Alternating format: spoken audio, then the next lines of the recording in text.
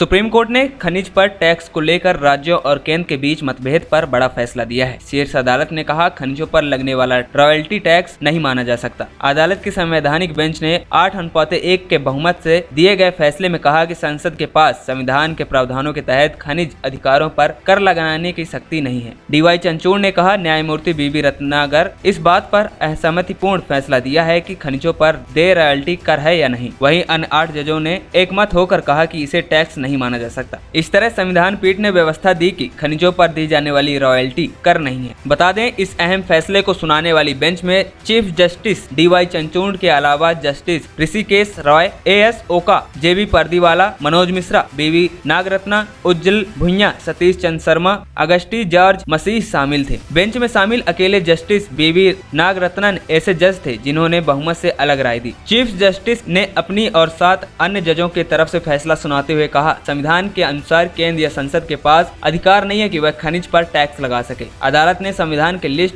2 की एंट्री 50 के तहत यह व्यवस्था दी है कि इसी में खनिजों पर टैक्स को लेकर वर्णन भी किया गया है। वहीं शीर्ष अदालत के इस फैसले से खनिजों के मामले में समृद्ध ओडिशा, झारखंड, छत्तीसगढ़, पश्चिम बंगाल, मध्य प्रदेश और राजस्थान जैसे राज्यों को बड़ा फायदा होगा। अब इस मामले में गुरुवार को फिर से सुनवाई होगी, जिसमें अदालत यह विचार करेगी कि इस फैसले को बीते दिनों से लागू किया जाए या फैसले के बाद से लागू किया जाए। चीफ जस्टिस ने अपने फैसले में 1989 में दिए सुप्रीम कोर्ट के फैसले को भी गलत बताया है। उस फैसले में अदालत ने कहा था कि खनिजों पर लगने वाली रॉयल्टी एक टैक्स है। ANP टाइम्स की रिपोर्ट।